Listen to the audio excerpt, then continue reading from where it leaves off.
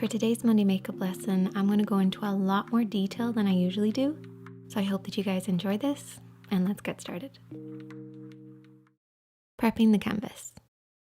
So I like to start off by creating a little bit more framework and creating a clear canvas for me to work on. And this helps me see the end result just that little bit clearer with every step that I do.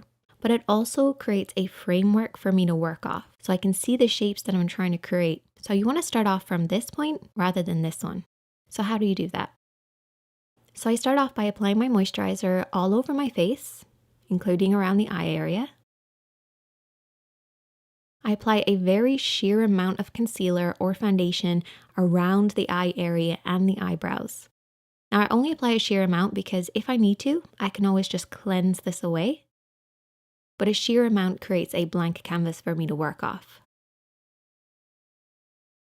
And I also fill in my brows. Now, brows are really personal, so I'm not going to tell you what to do, but what I like to do is just darken from the center out, making sure that this is nice and deep and filled in.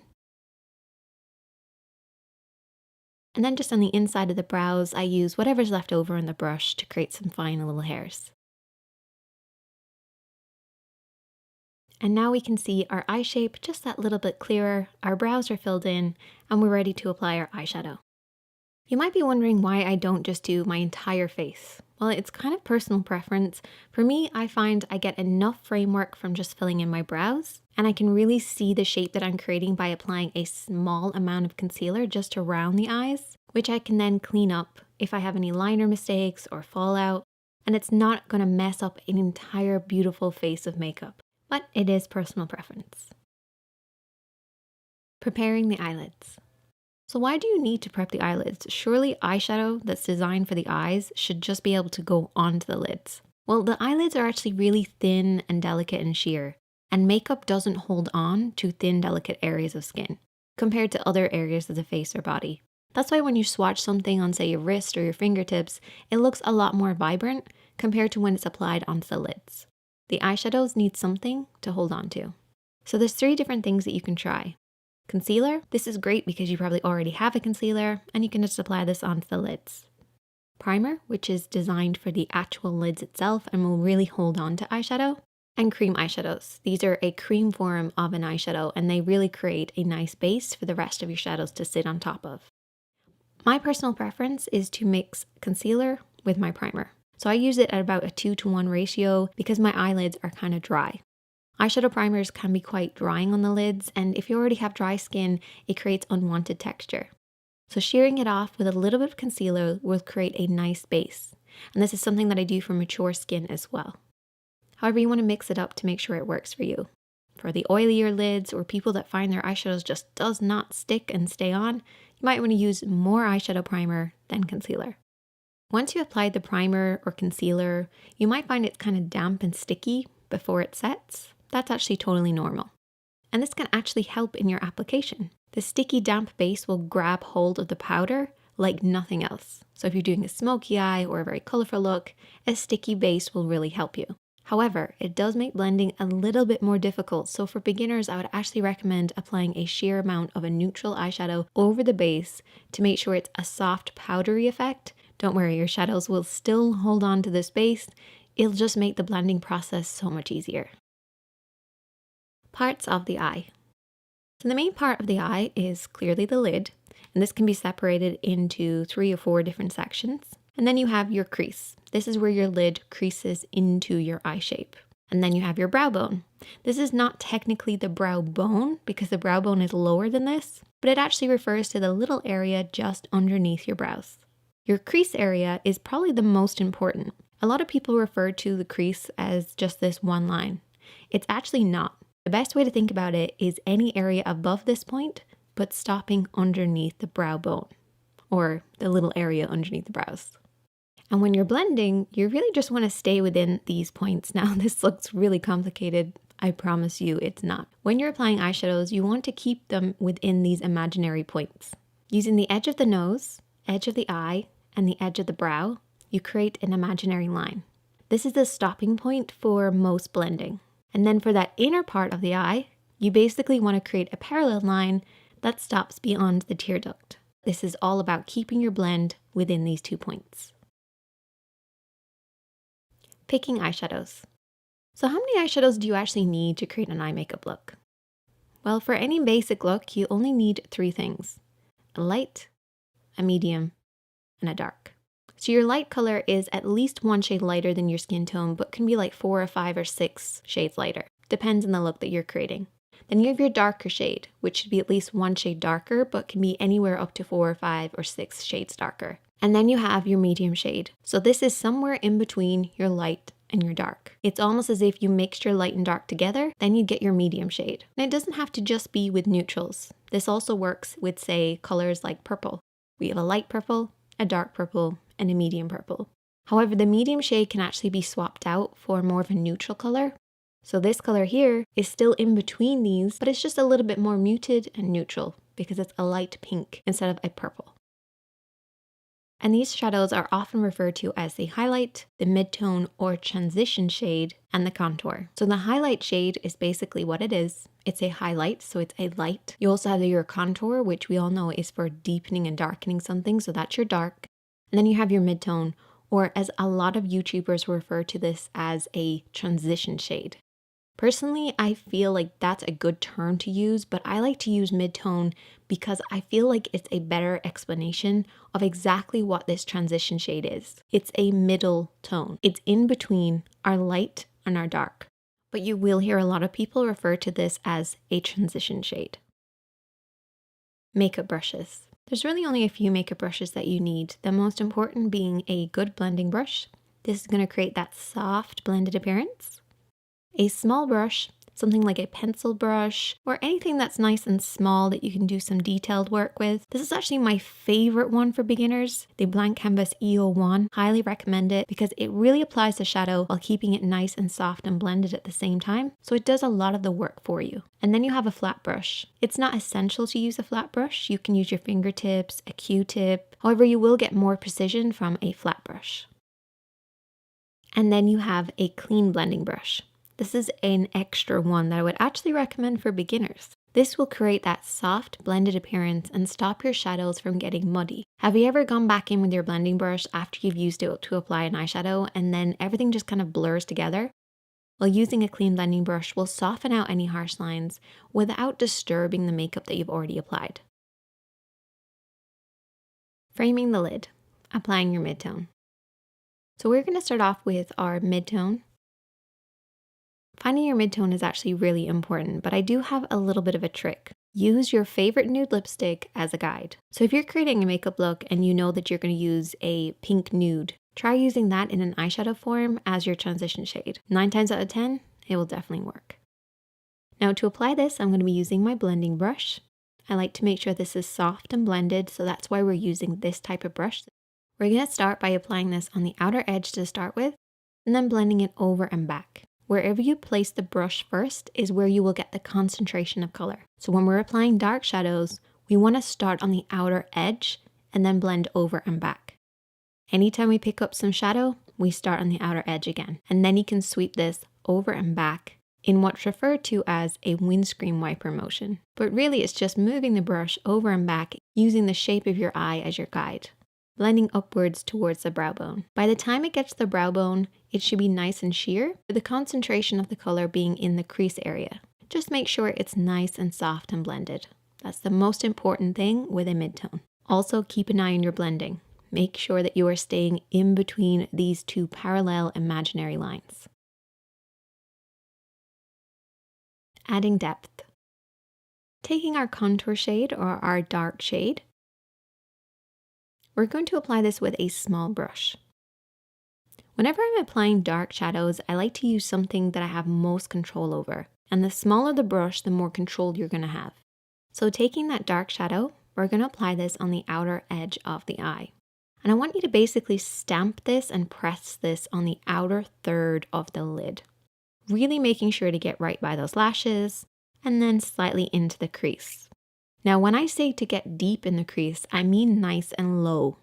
So we're applying the shadow in this sort of moon shape. Once we've done it in this area, we can use whatever's left over in the brush to softly blend this out. but your mid-tone is always higher than your contour, always. So make sure you keep this nice dark shadow lower than this line here. Then you want to take your blending brush and you're going to soften this out. Now I'm not using my clean blending brush this time because the clean blending brush isn't needed. We have a little bit of mid-tone on this brush and this will soften out our contour for us. When you're blending any of your darker eyeshadows, if you don't want them to go up too high, you want to keep your hand high. So the higher your hand, the lower the blend's going to be. It should be coming slightly straighter on to the actual eye shape. And then I'm going to softly blend this over and back. And this will prevent those bristles from going up too high and blending up past the mid-tone, keeping that nice dark shadow lower than this imaginary line. And when you're blending, you're barely touching the skin. It's all about letting the bristles off the brush do all the work. But remember your blending points, keeping your shadows in between these two imaginary points. Faking a pro finish. So now we are going to take our clean blending brush, the one that we have not used for anything else, and we're going to apply our fade shade. What's a fade shade? It's actually a shadow that I kind of invented. It's similar to your mid-tone, but usually is a slightly different tone, maybe a little bit more vibrant. And I often use the blush that I'm going to apply. The reason I use this is because it really softens out any harsh lines.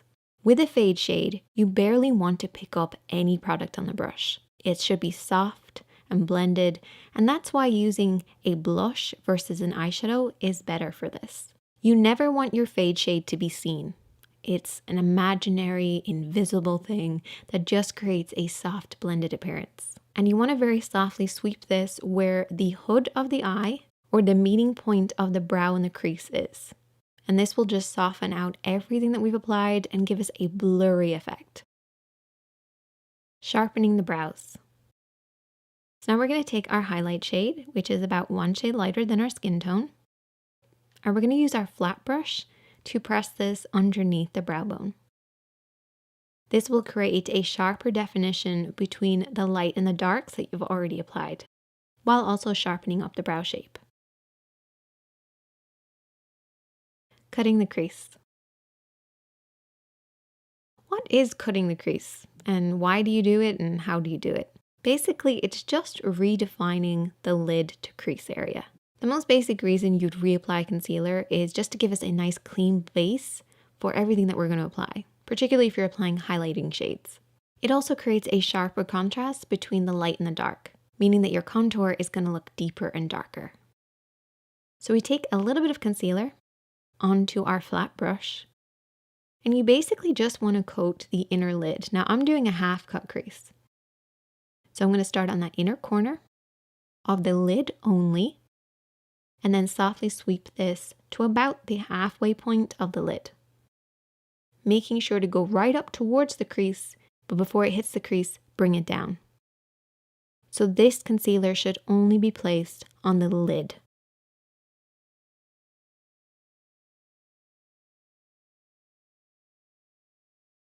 Once that's on there, I then take my ring finger and I just tap around the edges. So right where the concealer meets the shadow on the outer edge. This will just remove any excess, so it's not going to be too damp when we apply the shadows over the top. So taking our flat brush again, and I've just wiped off that flat brush on a dry tissue. I'm going to take my highlighter shade and apply this over the concealed area. And this will set it in place and give us a nice sharp base to work on. Catching the light. Taking that flat brush again, we are now going to take a highlighter. So this is different from the highlight. This is a highlighter. So it's similar to the highlight, but it has like a pearl or a shimmering finish. So what this does is it just catches the light, and the main areas I like to focus on are just the inner corner and slightly underneath the brows. But you can also tap this across everything that we've applied, just making sure not to get it in the crease. Faking a pro finish. So now we have a difference between our light and our dark. We want to create that nice pro finish. So we're going to take our fade shade again, and our fade shade, remember, is similar to the mid-tone, maybe a little bit more vibrant, a slightly different tone. and just apply a small amount of the fade shade right where the light and the dark meet in the center of the lid. And instantly, we get a much better blend between the light and the dark. This is how you fake that pro finish. Shaping around the eyes. For the next step, we're going to take that flat brush. I'm going to take my contour shade and I'm going to apply this underneath the lashes on the lower part of the eye. And this will create more definition. And I usually stick it to the outer 2/3 of the eye when I'm applying the darker shade. You're basically just running this along the edge of the eye. With our mid-tone then, I'm using the same brush and I'm going to softly sweep this all the way into the inner corner. This will create a softer blend for our contour while also creating some more definition. And then to finish, you want to take your clean blending brush. This may have a little bit of fade shade on it, but that's totally fine. And you just want to blend around everything that you've already applied with a very, very light hand. And then our eyeshadows are on. Brightening the eyes. For the next step, I'm going to take a pencil liner. Now, when you're picking a pencil liner, a lot of people instantly think of white liner. It's actually not a good idea to use white eyeliner unless you have extremely pale skin. You want to choose a pencil that works with your own skin tone. So it can be a little bit brighter, but it doesn't necessarily have to be white. So I'm going to use this shade here because it blends in perfectly with my skin tone. And I'm just applying this on the inner rim of the eye. So you see that little area of skin that's just inside? You basically just want to run the pencil along that. And this will create a brighter appearance and also make your eyes look a little bit bigger too. Sharper Pro Finish. We're now going to take liner, and don't worry, because we're only going to be using this to create an invisible line. So I'm using a felt tip eyeliner because I feel like they're the best and easiest to use. I'm going to take my pinky and rest this on my cheek, and then run this liner along the lash line. You shouldn't be able to see this liner. It's invisible. It's super thin. It's really close to those lashes and it's almost sheer. So don't over apply this. Keep it nice and low and aim as if you were trying to coat the roots of your lashes rather than your actual lid. And you can see the difference that it makes. It's a very tiny line that makes our eyes look a little bit more bigger, brighter, and more defined. And this will also create the illusion of thicker lashes as well. And create that little pro finish. Finish off